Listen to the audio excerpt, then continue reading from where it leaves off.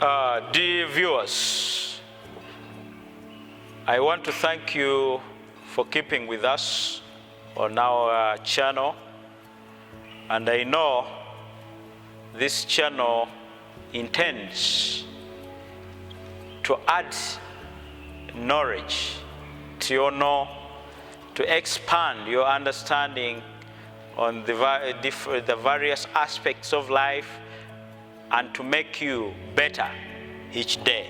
So, my dear viewers, I thank you for keeping with us, and we are proceeding with these episodes in line with parenting. On many occasions, parents will fight to employ, will fight to look for a suitable parenting style. And on many occasions, they tend to get a discomfort on how they apply, because when we are practicing this parenting style, we don't need to disregard some of the important elements that, comprehends, that put flavor in the right application of this parenting style. In parenting, it is difficult to apply one parenting style. There are several, but it is difficult, it is on record that it is difficult to apply one parenting style. Different parenting styles can be applied basing on the stage of growth. When we bear these kids, they undergo different stages of growth, and at each and every stage, there is a suitable parenting style that must be applied for the upright bringing of our children. Environment and seasons are so important. It is a blend and a flavor that will bring the suitability of a given parenting style. That is so important. A parenting style is indicative of the overall emotion climate in home. Developmental psychologist Diana Berman identified 3 main parenting styles, which I want us to go through, which we want us to explore, so that we can be able to apply them appropriately in helping our children on their journey to adulthood. We see that there are several of them, and one of them is authoritative. Then second of them is authoritarian. And thirdly, permissive parenting style. On the other hand, these 4 styles involve combination of acceptance and responsiveness, and on the other hand, involves demands and control. Research has found out that parenting style is significantly related to child's subsequent mental health and well-being. This parenting style can be employed basing on the health, mental health, and well-being of our children. Not all can apply. Not any single one can apply in all situations, but it is a combination, and after observing and realizing what is composed of our children or a child, that is so important to know. In particular, authoritative parenting is positively related to mental health.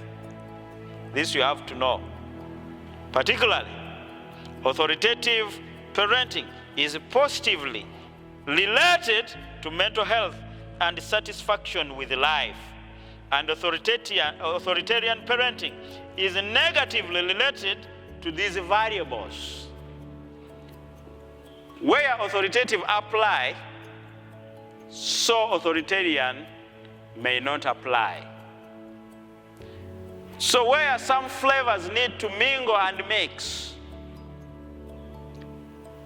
for a betterment of our children in their upbringing,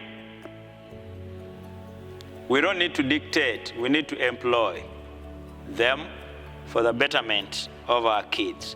Now, we are going to go through, dear viewers, we are going to go through each parenting style and see how best we can employ them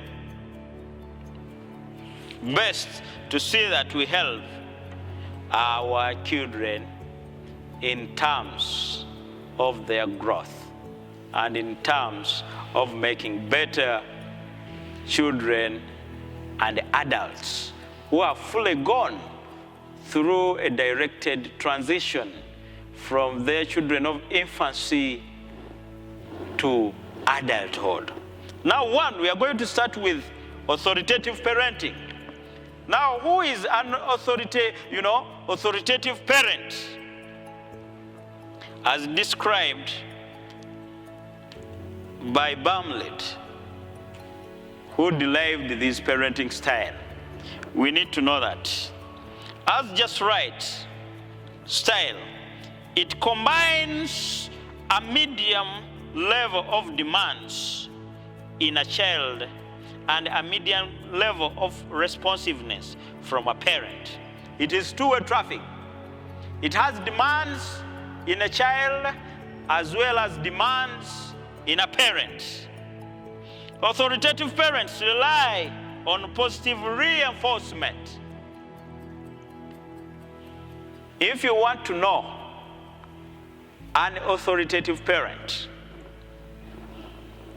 he relies on positive reinforcement and infrequent use of punishments. Infrequent use of punishments. If you don't do this, then this is the penalty. They always give penalty to, in line with the tasks that are given to their children. If a child has failed to comply, then he must be punished. Parents are more aware of a child's feeling and capabilities. Feeling. If you don't do this, then I'm going to give you some canes. If you don't do this, then I will not do this. If you don't do this, then I'm going to reward you like this. If you do this, just like that. It is, it is all the directives. There is no discussion. There is no, consensus. Consensus must be dictated by one side, and that is the parent. If a parent mentions, brings the order, then it is not subjected to discussion. You just do. And if you don't do, then you must receive a penalty.